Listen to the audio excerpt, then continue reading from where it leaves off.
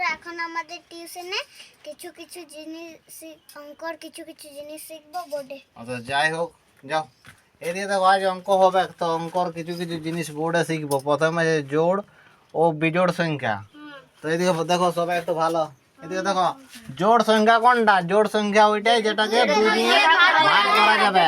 তাহলে দেখো 6, 6 কে 2 দিয়ে ভাগ করা যাবে কি করে? না 3 দুগুণে 6।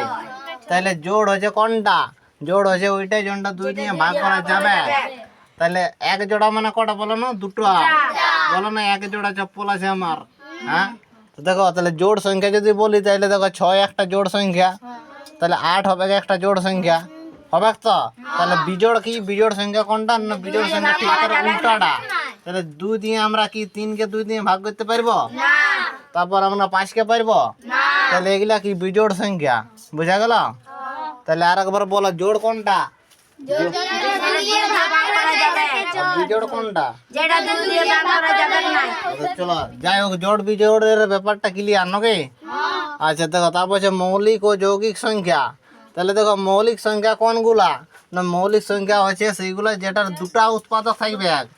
উৎপাদক মানে ব্যাপারটা কি হচ্ছে? দেখো 4, 4 কে ভাঙলে কি? 2, 2, 2 আর ঘুরে হয়েছে 2 1 2 নাকি? তাহলে 4-এর কটা আছে? একটা, দুটা, তিনটা, আর 4 নিজে বড় নাকি? তাহলে দেখো ইয়ার দুটার বেশি হয়েছে। তাহলে মৌলিক সংখ্যা ওইগুলো যার দুটা উৎপাদক থাকবে।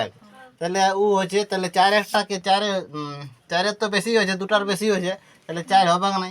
তাহলে 4 কি হবে? তাহলে দুটার বেশি যা থাকবে সে হচ্ছে যৌগিক নাকি? আর দুটা যা থাকবে সে হচ্ছে মৌলিক। তাহলে 3-এর দুটো আছে, 3 একটা আর একটা আছে 1 নাকি? 5-এর আছে দুটা, তাহলে 5 মৌলিক নাকি? 5 মৌলিক হবে। তারপর আছে এদিকে দেখো 4-এর পর আর একটা বলো যৌগিক সংখ্যা 8 হবে না? যৌগিক 8 হবে, 6 হবে, বুঝলে? তাহলে মৌলিক সংখ্যা কোনগুলা? যার দুটা উৎপাদক থাকবে নাকি? আচ্ছা যৌগিক কোনগুলা? না যার দুটার বেশি উৎপাদক থাকবে। তাহলে দুইটা কি মৌলিক না যৌগিক? দুইটা মৌলিক তো, হ্যাঁ? তাহলে একটা দেখো, একটা মৌলিকও লই আবার যৌগিকও লই। কেন লই? না দেখো একের একটাই উৎপাদক আছে, তাই ইয়াকে মৌলিক হতে গেলে দুটা উৎপাদক রাখতে হবে, কিন্তু হসে নাই। আর যৌগিক হতে গেলে দুটার বেশি উৎপাদক রাখতে হবে, দুটার বেশি উৎপাদক নাই। তার জন্য এই মৌলিকও লই আবার যৌগিকও লই। বুঝা গেল? তারপর দেখো ভাজ্য সমান হচ্ছে ভাজক গুণিত ভাগফল প্লাস ভাগশেষ। তাহলে দেখো ভাজ্য কোনটা, ভাজক কোনটা, ভাগফল কোনটা, ভাগশেষ কোনটা, ওইটা দেখাবো। দেখো এইদিকে দেখো 4-কে 4 দিয়ে আমরা ভাগ করছি 21-কে। তাহলে দেখো 4 5-এ 20, 20 হাতে এইটা দেখো ভাগশেষ থাকলে কত? 1। তাহলে এটা দেখো, এটা ভাজ্য কোনটা? না জনটাকে ভাগ করছি, তাহলে 21টা কি বড়? ভাজ্য। আর জনটা দিয়ে ভাগ করছি সেটা হচ্ছে ভাজক, মানে 4। আর জনটা তোমার ভাগ মানে পাইলাম ভাগ করে সেটা হচ্ছে ভাগফল 5। আর যেটা পড়ে থাকলো সেটা হচ্ছে 1 সমান হচ্ছে ভাগশেষ।